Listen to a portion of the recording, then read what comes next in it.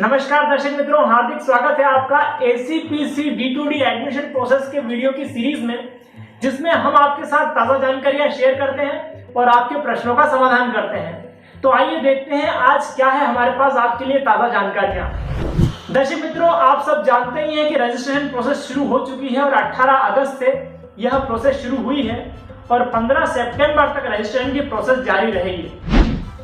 दर्शक मित्रों, अभी जो ताजा अपडेट आया है उसके हिसाब से यदि आपने रजिस्ट्रेशन कर दिया है और अब आप उसको एडिट करना चाहते हैं, उदाहरण के लिए मान लीजिए कि आपने जब रजिस्ट्रेशन किया तब आपके पास कोई सर्टिफिकेट नहीं था, जैसे कास्ट सर्टिफिकेट, कैटेगरी का सर्टिफिकेट या फिर इनकम सर्टिफिकेट या एनसीएल का सर्टिफिकेट। यदि इसमें से कोई सर्टिफिकेट आपके पास नहीं था रजिस्ट्रेशन के वक्त, लेकिन अब वो सर्टिफिकेट आपके पास आ गया है, तो उस केस में आप अपना जो डॉक्यूमेंट है उसकी स्कैन कॉपी और उसके साथ रजिस्ट्रेशन फॉर्म का पीडीएफ, ये दोनों डॉक्यूमेंट भेज सकते हैं एसीपीसी में।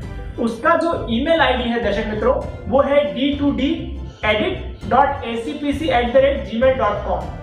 दर्शक मित्रों, खास ध्यान आपको ये रखना है, आपको यह मेल 10 सितंबर के पहले करना है, उसके बाद नहीं।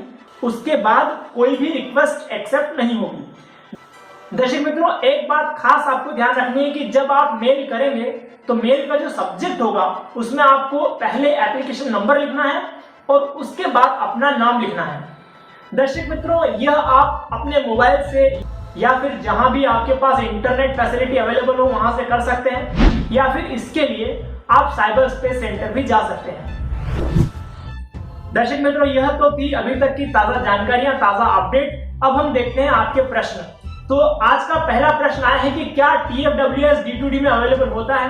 तो हम आपको बताना चाहते हैं बिल्कुल होता है। जब आप चॉइस फिल करेंगे तो उस समय आप TFWS की सीट सेलेक्ट करिएगा। अगला प्रश्न दर्शक मित्रों कि जो डिप्लोमा किया है वह महाराष्ट्र से किया है, तो क्या वह इस एडमिशन की प्रोसेस में पार्टिसिपेट कर सकते हैं? जी हाँ, बिल्कुल कर सकते हैं। आपके लिए 5%, जो अदर स्टेट है उनके लिए 5% सीट्स रिजर्व हैं, तो वह भी इस प्रोसेस में भाग ले सकते हैं। इसके लिए शर्त यही है दर्शक मित्रों कि आपने मिनिमम एलिजिबिलिटी क्राइटेरिया को सेटिस्फाई किया हुआ होना चाहिए। दर्शक मित्रों, अगला प्रश्न यह है कि जून 2019 में यदि आपने डिप्लोमा कंप्लीट किया है तो क्या वह इस साल एडमिशन प्रोसेस में भाग ले सकते हैं एसीपीसी के थ्रू? तो हम आपको बताना चाहेंगे कि हमारे पास जो जानकारी है उसके हिसाब से इस साल की एडमिशन प्रोसेस जो एसीपीसी के थ्रू होगी उसमें आप पार्टिसिपेट नहीं कर सकते। हाँ, यदि आप डायरेक्ट एडमिशन लेना चाहें तो आप जाकर सेल्फ फाइनेंस कॉलेज में डायरेक्ट एडमिशन ले सकते हैं। अगला प्रश्न दर्शक मित्रों कि यदि जून 2019 में एग्जाम दी थी लेकिन यदि कोई केटी आई है तो उस केस में जो रिजल्ट है वह या तो दिसंबर में आया है या फिर 2020 में आया है, तो उस केस में क्या इस साल के लिए एलिजिबल है? तो हम आपको बताना चाहेंगे दर्शक मित्रों कि यदि आपका डिप्लोमा कंप्लीट मतलब कंप्लीट हुआ है नवंबर-दिसंबर 2019 में या फिर 2020 में, उस केस में आप अप्लाई कर सकते हैं।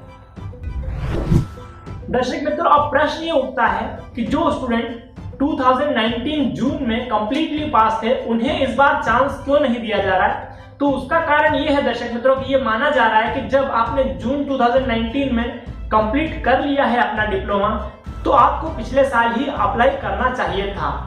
इस वजह से शायद इस साल आप यदि फॉर्म भरें तो आपका फॉर्म रिजेक्ट हो जाए। दर्शक मित्रों, अगला प्रश्न ये है कि यदि डिप्लोमा फाइनल ईयर की एग्जाम अभी नहीं हुई है तो क्या उस केस में रजिस्ट्रेशन कर सकते हैं? तो हम आपको बताना चाहेंगे कि बिल्कुल रजिस्ट्रेशन कर सकते हैं, आप जरूर कर दीजिए। अगला प्रश्न है दर्शक मित्रों कि क्या हम ब्रांच बदल सकते हैं? हमने अपने पिछले वीडियो में भी दर्शकों को बताया था कि डिप्लोमा आपने किसी भी ब्रांच में किया हो लेकिन डिग्री आप दूसरी ब्रांच में कर सकते हैं। इसके लिए हमने डिटेल में वीडियो बनाया हुआ है, आप हमारा वो वीडियो देख सकते हैं, उसका जो लिंक है हमने डिस्क्रिप्शन में दिया हुआ है। अगला प्रश्न ये है दर्शक मित्रों कि कास्ट सर्टिफिकेट में एनसीएल यानी नॉन क्रीमी लेयर का सर्टिफिकेट देना है या फिर कास्ट सर्टिफिकेट देना है? तो दर्शक मित्रों, मैं आपको बताना चाहूंगा कि आपको स्कैन करना है और दोनों एक ही पीडीएफ में एक साथ देना है। दर्शक मित्रों, पिछले वीडियो के बाद कुछ विद्यार्थी मित्रों का प्रश्न आया है कि आपने सैफरनी कॉलेज को गुजरात का नंबर 1 कॉलेज कैसे बताया है? तो हम आपको बताना चाहेंगे कि जीटीयू जो है हमारे यहाँ पर गुजरात में स्टेट यूनिवर्सिटी जीटीयू है और जीटीयू सारे कॉलेजेस में 100 से ज्यादा कॉलेज जीटीयू के अंतर्गत आते हैं, उसमें एग्जाम कंडक्ट करता है। एग्जाम के बाद रिजल्ट डिक्लेयर होता है और एग्जाम के रिजल्ट के आधार पर जीटीयू जितने भी कॉलेज जीटीयू के अंतर्गत आते हैं उनका रैंक बनाता है। तो गुजरात टेक्नोलॉजिकल यूनिवर्सिटी ने सैफरनी कॉलेज को फर्स्ट रैंक दिया है अभी जो फर्स्ट सेमेस्टर की एग्जाम हुई थी उसमें। और दूसरी सभी सेमेस्टर की एग्जाम में जो सैफरनी कॉलेज है वो टॉप 5 में आ रहा है। तो दर्शक मित्रों, इसके लिए हमने एक पीडीएफ भी डिस्क्रिप्शन में दिया है, आप चाहें तो वो पीडीएफ देख सकते हैं। दर्शक मित्रों, इसके अलावा यदि आपके कोई प्रश्न है, रजिस्ट्रेशन में कोई प्रॉब्लम आ रही हो या फिर एडमिशन से रिलेटेड कोई प्रश्न हो तो आप हमें यहाँ दिए हुए नंबर पर संपर्क कर सकते हैं। हमें आपके प्रश्नों का समाधान करके बहुत खुशी होगी। दर्शक मित्रों, ये हमारा व्हाट्सएप नंबर है, इस पर आप एडमिशन हेल्प करके हमें मैसेज कर सकते हैं। हम आपको उपयोगी वीडियो और जरूरी डॉक्यूमेंट भेजते रहेंगे। आशा है ये वीडियो आपको पसंद आया होगा। यदि पसंद आया है तो हमारे चैनल को सब्सक्राइब जरूर करें और बेल आइकन को भी क्लिक करें ताकि जैसे ही हम नया वीडियो अपलोड करें आपको नोटिफिकेशन मिले और आप वो वीडियो देख पाए। और चलते चलते दर्शक मित्रों यही कहना चाहूंगा कि कोरोना का समय चल रहा है, अपने आप को और अपने परिवार वालों को कोरोना से सुरक्षित रखें। ये वीडियो देखने के लिए और हमारे साथ बने रहने के लिए आपका बहुत बहुत धन्यवाद।